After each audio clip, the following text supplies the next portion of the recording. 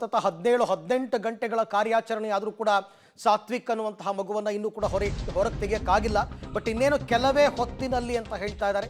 ಕೊಳವೆ ಬಾವಿಗೆ ಮಗು ಬಿದ್ದಂತಹ ಪ್ರಕರಣಕ್ಕೆ ಸಂಬಂಧಪಟ್ಟಂತೆ ಸತತ 17 ಗಂಟೆಗಳಿಂದ ಕಾರ್ಯಾಚರಣೆ ನಡೀತಾ ಇದೆ. ಆದರೆ ಮಗುವನ್ನು ಹೊರಗೆ ತೆಗೆಯೋದಕ್ಕೆ ಇನ್ನೂ ಆಗಿಲ್ಲ.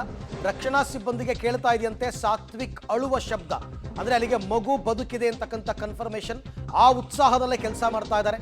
ಆ ಉತ್ಸಾಹದಲ್ಲೇ ಇವಾಗ ಮುಂದಡಿ ಇಡ್ತಾ ಇದ್ದಾರೆ. ಇನ್ನೇನು ಕೆಲವೇ ಹೊತ್ತು, ಅಂದರೆ ಮಗು ಇರೋ ಜಾಗವನ್ನು ಇವರು ತಲುಪಿದ್ದಾರೆ ಪ್ಯಾರಲಲ್ ಆಗಿ. ಈಗ ಅಡ್ಡಡ್ಡವಾಗಿ ಕೊರಿತಾ ಇದ್ದಾರೆ. ಅಡ್ಡಡ್ಡವಾಗಿ ಕೊರೆದು ಮಗುವನ್ನು ರೀಚ್ ಆಗಿ, ಆ ರೀಚ್ ಆದಂತಹ ನಂತರ ಮಗುವನ್ನು ಹೊರಕ್ಕೆ ತೆಗಿಬೇಕಾಗತ್ತೆ. ಆ ಕೆಲಸ ಸ್ವಲ್ಪ ತಡವಾಗ್ತಾ ಇದೆ. ಯಾಕೆಂದರೆ ಅಲ್ಲೊಂದು ಬಂಡೆ ಸಿಕ್ಬಿಟ್ಟಿತ್ತು.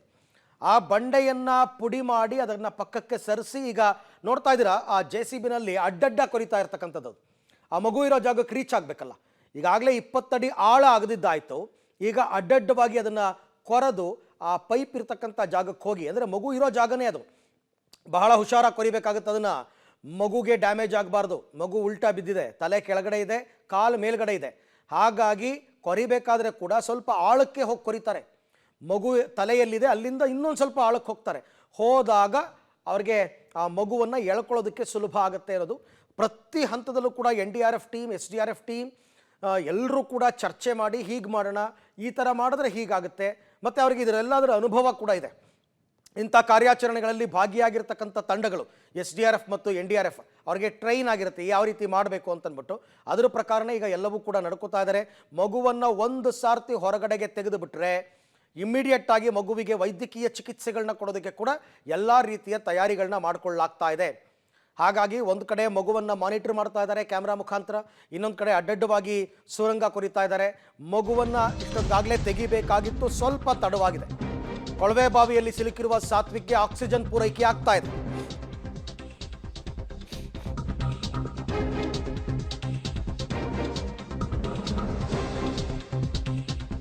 ಅಡಿ ಆಳದಲ್ಲಿ ಸಿಲುಕಿರ್ತಕ್ಕಂಥ ಸಾತ್ವಿಕ್ನನ್ನ ರಕ್ಷಣೆ ಮಾಡಲಾಗ್ತಾ ಇದೆ. ಮಗುವಿಗೆ ಆಕ್ಸಿಜನ್ ಕಡಿಮೆ ಆಗಬಾರ್ದು ಅನ್ನೋ ಕಾರಣಕ್ಕೋಸ್ಕರ ಪೈಪ್ ಮುಖಾಂತರ ಆಕ್ಸಿಜನ್ ಸಪ್ಲೈ ಮಾಡ್ತಾ ಇದ್ದಾರೆ. ಮಗು ಏನೋ ಅಳುವುದು ಕೇಳಿ ಬರ್ತಾ ಇದೆ ಅಂತಕ್ಕಂಥ ಮಾತನ್ನು ಅವ್ರು ಆಡ್ತಾ ಇದ್ದಾರೆ. ಮಗುವಿನ ಕಾಲಿನಲ್ಲಿ ಮೂವ್ಮೆಂಟ್ಸ್ ಕಂಡು ಬಂತು ಅಂತ ಕೂಡ ಹೇಳ್ತಾ ಇದ್ದಾರೆ ಕ್ಯಾಮ್ರಾದಲ್ಲಿ ನೋಡಿದಾಗ. ಸೊ ಇದೆಲ್ಲವನ್ನು ನೋಡಿದ್ರೆ ಮಗು ಬದುಕಿದೆ. ಆದರೆ ಸಮಯ ಮೀರ್ತಾ ಇದೆ ನೋಡಿ. 2 ವರ್ಷದ ಮಗು 17 ಗಂಟೆಯಿಂದ ಅದಕ್ಕೆ ಊಟ ಇಲ್ಲ, ಆಹಾರ ಇಲ್ಲ, ಕನಿಷ್ಠ ಪಕ್ಷ ನೀರು ಕೂಡ ಇಲ್ಲ ಅಂತಂದಾಗ ತುಂಬ ಕಷ್ಟ. ಹೇಳಿ ಕೇಳಿ ಬೇಸಿಗೆ ಕಾಲ, ಭೂಮಿ ಎಲ್ಲ ಕಾದ್ಬಿಟ್ಟಿರುತ್ತೆ. ನೀವು ಭೂಮಿನ ಅಗಿತಾ ಹೋಗ್ತಾ ಇದ್ದಷ್ಟು ಟೆಂಪ್ರೇಚರ್ ಜಾಸ್ತಿ ಆಗುತ್ತೆ. ಸೊ ಹಾಗಾಗಿ ನಿಮಗೆ ಅದು ಸ್ವಲ್ಪ ಡೇಂಜರಸ್ ಅದು. ಓಕೆ, ಈ ಬಗ್ಗೆ ಮತ್ತಷ್ಟು ಮಾಹಿತಿ ನಮ್ಮ ವಿಜಯಪುರ ಪ್ರತಿನಿಧಿ ಪುರುಷೋತ್ತಮ್ ಅವರಿಂದ ಪಡ್ಕೊಳ್ಳೋಣ. ಪುರುಷೋತ್ತಮ್, ಯಾವ ಹಂತದಲ್ಲಿದೆ ಕಾರ್ಯಾಚರಣೆ? ಈಗ ಸಿಬ್ಬಂದಿ ಏನು ಹೇಳ್ತಾರೆ? ಇನ್ನೇನು ಕೆಲಸಗಳು ಬಾಕಿ ಇದೆ? ಅದರಿಂದ ಏನಂದ್ರೆ ಈಗ ಆಲ್ರೆಡಿ ಏನು ಕೊನೆಯ ಒಂದು ಕಾರ್ಯಾಚರಣೆ ನಡೆದಿದೆ ಅಂತ ಹೇಳ್ಬೋದು. ಮೊದಲನೇದಾಗಿ ಏನು ಅಂತಂದ್ರೆ, ಈಗ ಏನು ಒಂದು 20 ಅಡಿ ಏನು ಅಗಿಯಲಾಗಿತ್ತು, ಆ ಮಣ್ಣನ್ನು ಏನು ತೆಗಿಲಾಗಿತ್ತು. ಆ 22 ಅಡಿ ನಂತರ ಒಂದು ಅಡ್ಡಲಾಗಿ ಕೂಡ ಒಂದೇನು ಸುರಂಗವನ್ನು ತೆಗಿಲಾಗಿತ್ತು. ಆ 6 ಫೀಟ್ನಷ್ಟು ಒಂದು ಸುರಂಗ ತೆಗೆಯಲಾಗಿದೆ. 6 ಫೂಟ್ ಸುರಂಗದಲ್ಲಿ ಈಗ ಏನು ಅಂತಂದ್ರೆ, ಆ ಕೊಳವೆ ಮುಖಾಂತರ ಮಗುವಿಗೆ ಮೇಲ್ಗಡೆಯಿಂದ, ಅಂದ್ರೆ ಏನು ಕೊಳವೆ ಬಿದ್ದಿತ್ತು ಆ ಮೇಲ್ಗಡೆಯಿಂದ ಈಗ ಅದಕ್ಕೆ ಆಕ್ಸಿಜನ್ ಆಗಲಿ, ಅದ್ರ ಜೊತೆಗೆ ಏನು ಅಂತಂದ್ರೆ ಹಗ್ಗದಿಂದ ಕೂಡ ಒಂದನ್ನು ಅದಕ್ಕೆ ಕಾಲಿಗೆ ಕೂಡ ಈಗ ಟ್ಯಾಗ್ ಮಾಡಲಾಗಿದೆ. ತದನಂತರ ಏನು ಅಂತಂದ್ರೆ, ಮಗು ಯಾವುದೇ ಏನು ಕಾರ್ಯಾಚರಣೆ ಮಾಡಲಾಗ್ತಾ ಇತ್ತು ಆ ವೇಳೆಯಲ್ಲಿ ಮಗು ಮತ್ತೊಂದು ಸ್ವಲ್ಪ ಕೆಳಗಡೆ ಕುಸಿಬಾರ್ದು ಅನ್ನೋ ಕಾರಣಕ್ಕಾಗಿ ಅಲ್ಲಿ ಒಂದು ಈ ರೀತಿ ಒಂದು ಮಗು ಕಾಲಿಗೆ ಒಂದು ಟ್ಯಾಗ್ ಹಾಕಲಾಗಿ ಅದನ್ನ ಹಿಡಿದಿಟ್ಕೊಳ್ಳುವಂತ ಕೆಲಸನ ಮಾಡಿದ್ದಾರೆ. ಅದ್ರ ಜೊತೆಗೆ ಆಕ್ಸಿಜನ್ ಕೂಡ ಕೊಡ್ತಾ ಇದ್ದಾರೆ. ನಿರಂತರವಾಗಿ ಏನು ಅಂತಂದ್ರೆ 16 ಗಂಟೆಗೂ ಅಧಿಕ ಕಾಲದಲ್ಲಿ ಏನು ಅಂತಂದ್ರೆ ಒಂದು ಕಾರ್ಯಾಚರಣೆ ನಡೆದಿದೆ. ಇದುವರೆಗೂ ಕೂಡ ಕಾರ್ಯಾಚರಣೆ ಮುಗಿದಿಲ್ಲ. ಇದು ಕೊನೆ ಹಂತದ ಒಂದು ಕಾರ್ಯಾಚರಣೆ ಈಗ ಪ್ರಾರಂಭ ಆಗಿದೆ ಅಂತ ಹೇಳ್ಬೋದು. ಇನ್ನೇನು ಕೆಲವೇ ಒಂದು ಅರ್ಧ ಗಂಟೆ ಅಷ್ಟರಲ್ಲಿ ಏನಂದ್ರೆ ಕೊನೆ ಹಂತದ ಏನೋ ಒಂದು ಕಾರ್ಯಾಚರಣೆ ಅದು ಕೂಡ ಮುಕ್ತಾಯ ಆಗುತ್ತೆ. ಮಗುನ ಹೊರಗಡೆ ತೆಗಿಲಿಕ್ಕೆ ಕೂಡ ಈಗ ಸರ್ವ ಸಿದ್ಧತೆಗಳನ್ನ ಮಾಡ್ಕೊಂಡಿದ್ದಾರೆ. ಮಗು ಹೊರಗಡೆ ತೆಗೆದ ನಂತರ ಏನು ಅಂತಂದ್ರೆ ಅದಕ್ಕೆ ಯಾವ ರೀತಿ ಚಿಕಿತ್ಸೆ ನೀಡಬೇಕು ಅನ್ನೋದು ಕೂಡ ಆರೋಗ್ಯ ಇಲಾಖೆ ಕೂಡ ಸಂಪೂರ್ಣವಂತ ಸಿದ್ಧತೆ ಮಾಡ್ಕೊಂಡಿದೆ. ಜೊತೆಗೆ ಏನು ಇಂಡಿ ತಾಲೂಕು ಆಸ್ಪತ್ರೆಗೆ ರವಾನೆ ಮಾಡ್ಲಿಕ್ಕೆ ಈಗ ಆಲ್ರೆಡಿ ಏನು ಅಂತಂದ್ರೆ ಆಂಬ್ಯುಲೆನ್ಸ್ ಕೂಡ ತಯಾರಿ ಮಾಡ್ಕೊಂಡಿದ್ದಾರೆ. ಪ್ರಾಥಮಿಕ ಚಿಕಿತ್ಸೆ ನೀಡಲಿಕ್ಕೂ ಕೂಡ ವ್ಯವಸ್ಥೆನ ಮಾಡ್ಕೊಂಡಿದ್ದಾರೆ. ಇದನ್ನ ಹೊರತುಪಡಿಸಿ ಏನಂತಂದ್ರೆ ಬಿಸಿಲು, ಅಂದ್ರೆ ನಿನ್ನೆ ಸಾಯಂಕಾಲ ಬಿದ್ದಾಗ ಏನು ಅಂತಂದ್ರೆ ಸಾಮಾನ್ಯವಾಗಿ ನೆರಳಿರ್ತು, ತಂಪಿರುತ್ತೆ. ಈ ಕಾಲದಿಂದ ಏನು ಅಂತಂದ್ರೆ ಒಂದು ಮಗುವಿಗೆ ಹೆಚ್ಚಿನ ನೀರಡಿಕೆ ಆಗ್ಲಿಕ್ಕಿಲ್ಲ. ಆದ್ರೆ ಏನು ಬಿಸಿಲಿನ ತಾಪಮಾನ ಅಂದ್ರೆ ವಿಜಯಪುರ ಜಿಲ್ಲೆಯಲ್ಲಿ ಈಗ ಆಲ್ರೆಡಿ ಏನು ಅಂತಂದ್ರೆ 40 ಡಿಗ್ರಿ ಸೆಲ್ಸಿಯಸ್ ಅಷ್ಟು ತಾಪಮಾನ ದಾಖಲಾಗ್ತಾ ಇದೆ. ಇದರ ಹಿನ್ನೆಲೆಯಲ್ಲಿ ಏನಂತಂದ್ರೆ ಈಗ ಆಲ್ರೆಡಿ ತಾಪಮಾನ ಏನು ಅಂತಂದ್ರೆ ಬೆಳಿಗ್ಗೆ ಇಲ್ಲಿ 7 ಗಂಟೆಗೆ ಒಂದು ತಾಪಮಾನ ಏರ್ಲಿಕ್ಕೆ ಶುರು ಆಗುತ್ತೆ ಅಂತ ಹೇಳ್ಬೋದು. ಈ ನಿಟ್ಟಿನಲ್ಲಿ ಮಗುವಿಗೆ ಹೆಚ್ಚಿನ ಒಂದು ತೊಂದರೆ ಈಗ ಆಗ್ತಾ ಇರುತ್ತೆ ಒಳಗಡೆ. ಆ ನಿಟ್ಟಿನಲ್ಲಿ ಏನು ಅಂತಂದ್ರೆ ಮಗುವಿಗೆ ಉಸಿರಾಟಿನ ತೊಂದರೆ ಕೂಡ ಆಗ್ಬೋದು. ಅದ್ರ ಜೊತೆಗೆ ಏನು ಅಂತಂದ್ರೆ ದೈಹಿಕವಾಗಿ, ಯಾಕಂದ್ರೆ ಸಾಮಾನ್ಯವಾಗಿನೇ ಮೇಲಿನಿಂದ ಬಿದ್ದಾಗ ಪೆಟ್ಟು ಕೂಡ ಬಿದ್ದಿರತ್ತೆ, ಅಲ್ಲಿ ಗಾಯಗಳಾಗಿರ್ತವೆ. ಈ ಎಲ್ಲವನ್ನೂ ಗಮನದಲ್ಲಿ ಇಟ್ಕೊಂಡು ಈಗ ಪ್ರಾಥಮಿಕವಾಗಿ ಮೊದಲನೇದಾಗಿ ಮಗು ಹೊರಗಡೆ ಬಂದ ತಕ್ಷಣವೇ ಆ ಮಗುವಿಗೆ ಒಂದು ಆಕ್ಸಿಜನ್ ಕೊಡ್ಲಿಕ್ಕೆ, ಅದ್ರ ಜೊತೆಗೆ ಪ್ರಾಥಮಿಕ ಚಿಕಿತ್ಸೆ ಕೊಡ್ಲಿಕ್ಕೆ ಕೂಡ ಸರ್ವ ಸಿದ್ಧತೆಗಳನ್ನ ಈಗ ಮಾಡ್ಕೊಂಡಿದ್ದಾರೆ. ಹಾಗೆ ಸಂಪರ್ಕದಲ್ಲಿ ಪುರುಷೋತ್ತಮ್, ಮತ್ತೆ ನಿಮ್ಮ ಜೊತೆನಲ್ಲಿ ನಾನು ಮಾತನಾಡ್ತೀನಿ. ನಾನು ಆಗ್ಲೇ ಹೇಳ್ತಾ ಇದ್ದೆ, ಭೂಮಿ ಕೊರೆದಷ್ಟು ಟೆಂಪರೇಚರ್ ಜಾಸ್ತಿ ಆಗ್ತಾ ಹೋಗುತ್ತೆ. ಸೊ ಈಗ ಈ ನಡುವೆ ಸಾತ್ವಿಕ್ ರಕ್ಷಣಾ ಕಾರ್ಯಾಚರಣೆಗೆ ಕಲ್ಲು ಬಂಡೆ ಅಡ್ಡಿಯಾಗಿದೆ ಅಂತಕ್ಕಂಥ ಮಾಹಿತಿ ಬರ್ತಾ ಇದೆ. ಆ ಬಂಡೆಯನ್ನೂ ಕೂಡ ಕೊರೆದು ಮುನ್ನುಗ್ಗುತ್ತಾ ಇದೆ ರಕ್ಷಣಾ ತಂಡ. ಸದ್ಯ ರಕ್ಷಣಾ ಸಿಬ್ಬಂದಿಗೆ ಮಗುವಿನ ಅಳು ಶಬ್ದ ಕೇಳಿಸ್ತಾ ಇದೆ ಅಂತ. ಬೈ ಗಾಡ್ ಗ್ರೇಸ್ ಆ ಮಗು ಸುರಕ್ಷಿತವಾಗಿದೆ ಅಂತ ಅಂದ್ಬಿಟ್ರೆ ಸಾಕು. ಸಿಬ್ಬಂದಿ ಸಂತಸವನ್ನು ವ್ಯಕ್ತಪಡಿಸಿದ್ದಾರೆ. ಸಾತ್ವಿಕ್ ರಕ್ಷಣಾ ಕಾರ್ಯಾಚರಣೆಗೆ ಕಲ್ಲು ಬಂಡೆ ಅಡ್ಡಿ ಬಂದಿತ್ತು ಅಂದರೆ ಈಗ ಏನು ಅಡ್ಡಡ್ಡಲಾಗಿ ಸುರಂಗ ಕೊರಿತಾ ಇದ್ದಾರೆ, ಒಬ್ಬ ವ್ಯಕ್ತಿ ಒಳಗಡೆ ನುಸುಳುವಷ್ಟು ಜಾಗವನ್ನು ಮಾಡ್ಕೋತಾರೆ.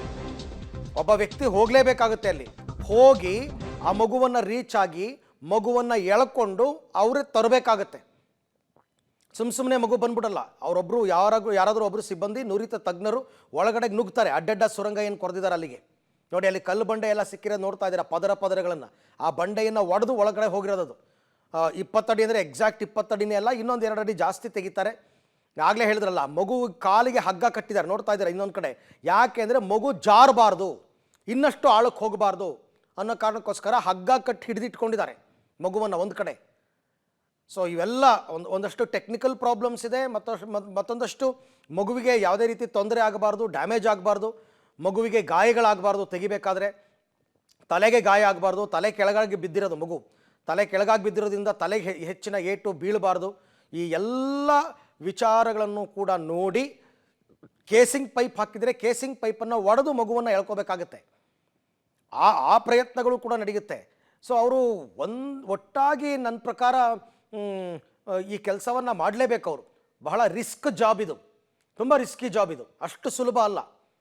ಈ ಬಗ್ಗೆ ಕೂಡ ಮತ್ತಷ್ಟು ಮಾಹಿತಿ ನನ್ನ ಕೊಲೀಗ್ ಪುರುಷೋತ್ತಮ್ ಅವರಿಂದ ಪಡ್ಕೊಳ್ಳೋಣ. ಪುರುಷೋತ್ತಮ್, ಈಗ ಅಡ್ಡಡ್ಡಲಾಗಿ ಏನು ಸುರಂಗ ಕೊರೆದಿದ್ದಾರೆ, ಆ ಸುರಂಗದ ಒಳಗೆ ಸಿಬ್ಬಂದಿಯೊಬ್ಬರು ಹೋಗಿ ಮಗುವನ್ನು ಸುರಕ್ಷಿತವಾಗಿ ಎಳ್ಕೊಂಡು ಆಮೇಲೆ ಬರಬೇಕಾಗತ್ತೆ ಅಂತ ನಾನು ಅನ್ಕೊಂಡಿರೋದು. ಏನು ಪ್ಲಾನ್ ಮಾಡ್ಕೊಂಡಿದ್ದಾರೆ? ಇಲ್ಲ ಅರವಿಂದ್, ಏನಾಗುತ್ತೆ ಅಂತಂದ್ರೆ ಈ ಸಾಮಾನ್ಯವಾಗಿ ಈಗ ಏನು ಕೊಳ್ಳೆ ಹೋಗಿದೆ, ಒಂದು ಸುರಂಗ ಮಾರ್ಗ ಒಳಗಡೆ ಹೋಗುವಷ್ಟು ಯಾರು ಜಾಗ ಮಾಡಿರಲ್ಲ. ಆದ್ರೆ ಏನು ಅಂತಂದ್ರೆ 6 ಫೀಟ್ ಅಷ್ಟು ಏನು ಐಡಿಯಾ ಇದೆ, ಅಲ್ಲಿ ಕೈಗಳು ಹೋಗುತ್ತೆ, ಕೈಗಳು ಹೋಗ್ಬೋದು. ಕೈಗಳಿಂದ ನಾವು ಬಚ್ಕೊಂಡು ಮಗುನ ಕೂಡ ಹೊರಗಡೆ ತಕ್ಕೋಬಹುದು. ಇನ್ನು ಮೇಲ್ಗಡೆ ಏನಂತಂದ್ರೆ ಆ ಕೆಳಗಡೆ ಏನಿದೆ, ಆ ಕೊಳವೆ ಬಾವಿ ಕೆಳಗಡೆ ನೇರವಾಗಿ ಒಂದು ಹಾಸಿಗೆನ ಹಾಸಿದ್ದಾರೆ. ಅಂದ್ರೆ ಮಗು ಏನಾದ್ರೂ ಕೂಡ ಜಾರಿ ಬಿದ್ರೆ ಆ ಹಾಸಿಗೆ ಮೇಲೆ ಬೀಳುತ್ತೆ. ಒಂದು ದಿಂಬು ಕೂಡ ಇಡ್ಲಾಗಿದೆ, ಮೆತ್ತನೆಯ ದಿಂಬನ್ನ, ಅಂದ್ರೆ ಅದ್ರ ಮೇಲೆ ಬಿದ್ದನ್ನ ಅದನ್ನ ರಕ್ಷಣೆ ಕೂಡ ಮಾಡಬಹುದಾಗಿದೆ. ಆದ್ರೆ ಇನ್ನೇನು ಅಂತಂದ್ರೆ ಆ ಕೊಳವೆ ಬಾವಿ ಏನಿದೆ 6 ಫೀಟ್ ತೆಗೆದಿದ್ದಾರೆ, ಇದು ಕಣ್ಣಿಗೆ ಕಾಣಿಸುತ್ತೆ. ಅಲ್ಲಿ ಕೈಗಳು ಕೂಡ ಆಡುತ್ತೆ, ಕೈಗಳನ್ನು ಹಾಕಿ ಮಗುವನ್ನ ತಕ್ಕೋಬಹುದಾಗಿದೆ. ಈ ನಿಟ್ಟಲ್ಲಿ ಈಗ ಪ್ಲಾನ್ ಮಾಡ್ಕೊಂಡಿದ್ದಾರೆ ಎಲ್ರು ಕೂಡ. ಏನಂತಂದ್ರೆ ಮಗುವನ್ನ ಈಗೆಲ್ಲ ಸಂಪೂರ್ಣ ಕಾರ್ಯಾಚರಣೆ ಮಾಡಿದ ನಂತರ ಈ ಕೊಳವೆ ಬಾವಿಗೆ ಒಂದು ಹೋಲ್ ಮಾತ್ರ ಹಾಕೋದು, 7 ಇಂಚಿನ ಒಂದು ಹೋಲ್ ಹಾಕೋದು ಮಾತ್ರ ಉಳ್ಕೊಂಡಿದೆ. ಇನ್ನೊಂದು ವಿಶೇಷ ಮತ್ತು ಅದ್ರ ಜೊತೆಗೆ ಏನು ಅಂತಂದ್ರೆ ಖುಷಿಯ ಸಂಗತಿ ಏನು ಅಂತಂದ್ರೆ ಮಗು ಅಳ್ತಾ ಇದೆ, ಏನು ಒಂದು ಸೌಂಡ್ ಏನಿದೆ ಅದು ಅಲ್ಲಿ ಕಾರ್ಯಾಚರಣೆ ಮಾಡ್ತಾ ಇರುವಂತ ಏನೊಂದು ಡ್ರಿಲ್ ಹೊಡಿತಾ ಇದ್ದಾರೆ, ಕಲ್ಲು ಬಂಡೆಯನ್ನು ಹೊಡಿತಾ ಇದ್ದಾರೆ, ಅವ್ರಿಗೆ ಕೇಳಿಸಿದೆ. ಅವರು ಪಬ್ಲಿಕ್ ಟಿವಿ ಕೂಡ ಸ್ಪಷ್ಟಪಡಿಸಿದ್ದಾರೆ, ಈ ರೀತಿ ಇಲ್ಲ ಮಗು ಅಳುವಂತ ಸೌಂಡ್ ನನಗೆ ಕೇಳಿದೆ ಸರ್, ಅಳ್ತಾ ಇದೆ, ಮಗು ಜೀವಂತ ಇದೆ ಅನ್ನೋದು ಕೂಡ ಇದು ಖುಷಿ ತಂದಿದೆ ಅಂತ ಹೇಳ್ಬೋದು. ಈ ನಿಟ್ಟಲ್ಲೇ ಕಾರ್ಯಾಚರಣೆ ಕೂಡ ಅತಿ ವೇಗವನ್ನ ಪಡ್ಕೊಂಡಿದೆ ಅಂತ ಹೇಳ್ಬೋದು. ಈ ನಿಟ್ಟಲ್ಲಿ ಶತಾಯ ಗತಾಯ ಮಗುವನ್ನ ಜೀವಂತವಾಗಿ ನಾವು ರಕ್ಷಣೆ ಮಾಡಬೇಕು, ಯಶಸ್ವಿ ಆಗ್ಬೇಕು ಅನ್ನೋ ನಿಟ್ಟಲ್ಲಿ ಎಲ್ಲರೂ ಕೂಡ ಕಾರ್ಯಪ್ರವೃತ್ತರಾಗಿದ್ದಾರೆ ಅಂತಾನೆ ಹೇಳ್ಬೋದು ಅರವಿಂದ್. ಈ ಟೆಂಪರೇಚರ್ ವಿಚಾರ ನಾನು ಮಾತನಾಡ್ತಾ ಇದ್ದೆ ಪುರುಷೋತ್ತಮ್. ಭೂಮಿಯ ಆಳಕ್ಕೆ ಹೋದಷ್ಟು ಟೆಂಪರೇಚರ್ ಜಾಸ್ತಿ ಆಗುತ್ತೆ. ಭೂಮಿ ಮೇಲ್ಗಡೆನೇ 40 ಡಿಗ್ರಿ ಟೆಂಪರೇಚರ್ ಅಂದರೆ ಒಳಗಡೆ ಇನ್ನೂ ಜಾಸ್ತಿ ಇರುತ್ತೆ. ಅಂಥ ಸಂದರ್ಭದಲ್ಲಿ ಮಗುಗೆ ಯಾವುದೇ ರೀತಿ ತೊಂದರೆ ಆಗಬಾರ್ದು ಆ ಟೆಂಪರೇಚರ್ನಿಂದ. ಅದ್ರ ಬಗ್ಗೆನೂ ಕೂಡ ನಿಗಾ ವಹಿಸಿದಾರ ಅಂತ? ಖಂಡಿತ ಕೂಡ. ಯಾಕಂತಂದ್ರೆ ಮೊದಲನೇದಾಗಿನೇ ಇವೆಲ್ಲ ಬೇಸಿಗೆ ನಾಡು ಅಂತಾನೆ ಕರೆಸ್ಕೊಳ್ತೇವೆ ಬಿಜಾಪುರ. ಅದರಲ್ಲೇ ವಿಜಯಪುರ ಜಿಲ್ಲೆಯಲ್ಲಿ ಅತಿ ಹೆಚ್ಚು ಬಿಸಿಲು ಏನಿದೆ ಇಂಡಿ ತಾಲೂಕಿನಲ್ಲಿ ಇರುತ್ತೆ. ಇದನ್ನ ಗಮನಿಸಬೇಕಾದ್ರೆ ನಾವು ಇಂಡಿ ತಾಲೂಕಿನಲ್ಲಿ ಏನ್ ಬಿಸಿಲು ಇರುತ್ತೆ, ಇದು ತಾಪಮಾನ ಹೆಚ್ಚಾಗೋ ಕಾರಣಕ್ಕಾಗಿ. ಯಾಕಂತಂದ್ರೆ ಇಲ್ಲಿ 7:30-8 ಗಂಟೆ ಅಷ್ಟೊತ್ತಿಗೆ ಆಲ್ರೆಡಿ ತಾಪಮಾನ ಏರ್ಬಿಟ್ಟಿರುತ್ತೆ. ಅವಾಗಲೇ 32, 35 ಆಲ್ರೆಡಿ ಬಂದಿರುತ್ತೆ. ಅವಾಗ ಏನಾಗುತ್ತೆ, ಭೂಮಿ ಕೂಡ ಕಾಯ್ತಾ ಇರುತ್ತೆ.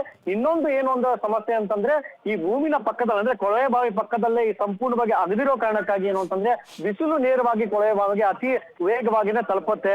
ಇದರಿಂದ ಕೂಡ ಒಳಗಡೆ ಏನು ಅಂತಂದ್ರೆ ಮಗುವಿಗೆ ತುಂಬಾ ತೊಂದರೆ ಆಗುತ್ತೆ. ಯಾಕಂತಂದ್ರೆ ಏನು ಸುತ್ತಲೂ ಎಲ್ಲೂ ಕೂಡ ಏನಂತಂದ್ರೆ ಎಲ್ಲ ಹೀಟ್ ಪ್ರೊವೈಡ್ ಆಗಿ ಎಲ್ಲ ಏನು ಅಂತಂದ್ರೆ ಅದ್ರ ತಾಪಮಾನ ಹೆಚ್ಚಾಗಿ ಅಲ್ಲಿ ತೊಂದರೆ ಆಗುವಂತ ಸಾಧ್ಯತೆ ಕೂಡ ಇರುತ್ತೆ. ಆ ನಿಟ್ಟಲ್ಲಿ ಏನು ಅಂತಂದ್ರೆ ಈಗ ಆಲ್ರೆಡಿ ಏನು ಅಂತಂದ್ರೆ ಮಗುವನ್ನ ಅದಕ್ಕೆ ತಕ್ಷಣ ತೆಗೆದ ನಂತರ ಅದಕ್ಕೆ ಸೂಕ್ತ ಚಿಕಿತ್ಸೆ ಕೊಡ್ಲಿಕ್ಕೆ ಈಗ ಸಂಪೂರ್ಣ ತಯಾರಿ ಮಾಡ್ಕೊಂಡಿದ್ದಾರೆ ಅಂತ ಹೇಳ್ಬೋದು. ಇನ್ನು ತಾಪಮಾನ ಏನ್ ಹೆಚ್ಚಾಗ್ತಾ ಇದೆ ಆದಷ್ಟು ಬೇಗ ಮಗುವನ್ನ ಹೊರಗೆ ತೆಗಿಬೇಕು.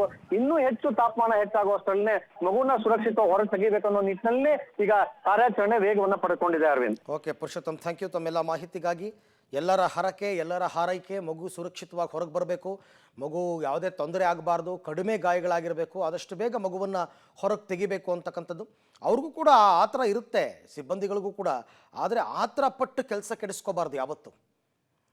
ಆಗೋದಾಗಿದೆ, ಇನ್ನೊಂದು ಅರ್ಧ ಗಂಟೆ ಜಾಸ್ತಿ ಆಗುತ್ತೆ ಅಂತಂದರೆ ಪರವಾಗಿಲ್ಲ, ಅರ್ಧ ಗಂಟೆ ವೆಯ್ಟ್ ಮಾಡೋಣ, ಆದರೆ ಮಗು ಸುರಕ್ಷಿತವಾಗಬೇಕು, ಮಗುವಿಗೆ ಅದರಿಂದ ಯಾವ ತೊಂದರೆನೂ ಆಗಬಾರ್ದು. ಹಾಗೆ ಸಮಯ ಕಳೀತಾ ಇದ್ದ ಹಾಗೆಯೇ ಬೇರೆ ಬೇರೆ ಸಮಸ್ಯೆಗಳು ಉದ್ಭವ ಆಗ್ತಾ ಹೋಗುತ್ತೆ. ನಾನು ಆಗಲೇ ಹೇಳಿದೆ, ಮಗು ಬಿದ್ದಿರೋದು ನಿನ್ನೆ ಸಾಯಂಕಾಲ, ಟೆಂಪ್ರೇಚರ್ ಕಡಿಮೆ ಆಗಿತ್ತು ಆವಾಗ. ಬಟ್ ಈಗ 11 ಗಂಟೆ ಸಮಯ, 12 ಗಂಟೆ 1 ಗಂಟೆ ಆಯಿತು ಅಂದರೆ ಟೆಂಪ್ರೇಚರ್ ಪೀಕ್ ಹೋಗುತ್ತೆ, ಟೆಂಪ್ರೇಚರ್ ಪ್ರಾಬ್ಲಮ್ ಆಗುತ್ತೆ ಒಂದು. ಆಮೇಲೆ ಆ ಮಗು ಎಷ್ಟೊತ್ತು ಅಂತ ಹಸ್ಕೊಂಡಿರುತ್ತೆ, ಮೊದಲೇ ಸಿಕ್ಕಾಕೊಂಡಿದೆ, ಅದಕ್ಕೆ ಫುಡ್ ಇಲ್ಲ, ವಾಟರ್ ಇಲ್ಲ, ಕುಡಿಯೋದಕ್ಕೆ ನೀರಿಲ್ಲ, ಮತ್ತು ಆಹಾರ ಕೊಟ್ಟಿಲ್ಲ, ಹಸ್ಕೊಂಡಿರೋದು ಕೂಡ ಒಂದು ಚಾಲೆಂಜ್ ಆ ಮಗುಗೆ. ಇದೆಲ್ಲದರ ನಡುವೆ ಮಗುವನ್ನು ಮೇಲಕ್ಕೆತ್ತುವಂತಹ ಪ್ರಯತ್ನಗಳಾಗಬೇಕು. ಅದಕ್ಕೋಸ್ಕರನೇ ಹೇಳ್ತಾ ಇರೋದು, ಇಟ್ಸ್ ಎ ರಿಸ್ಕಿ ಜಾಬ್, ಆದಷ್ಟು ಬೇಗ ಮಗು ಸುರಕ್ಷಿತವಾಗಿ ಹೊರಗೆ ಬರಲಿ ಅಂತ. ಸೊ ಸತತ 17 ಗಂಟೆಗಳಿಂದ ನಡೀತಾ ಇರತಕ್ಕಂಥ ಕಾರ್ಯಾಚರಣೆ. ರಕ್ಷಣಾ ಸಿಬ್ಬಂದಿಗೆ ಮಗು ಸಾತ್ವಿಕ್ನ ಅಳುವ ಶಬ್ದ ಕೇಳಿಸ್ತಾ ಇದೆ ಅಂತಕ್ಕಂಥದ್ದನ್ನು ಅವ್ರು ಹೇಳಿರೋದೇ ಒಂದು ಉತ್ಸಾಹ, ಒಂದು ಸಂತೋಷದ ವಿಚಾರ ಸದ್ಯಕ್ಕೆ. ಸಾತ್ವಿಕನ ಸುರಕ್ಷಿತ ಹೊರತರಲಿಕ್ಕೆ ಏನು ಅಂತಂದರೆ ಕಾರ್ಯಾಚರಣೆ ಈಗ ಭರದಿಂದ ಸಾಗಿದೆ ಅಂತ ಹೇಳ್ಬೋದು.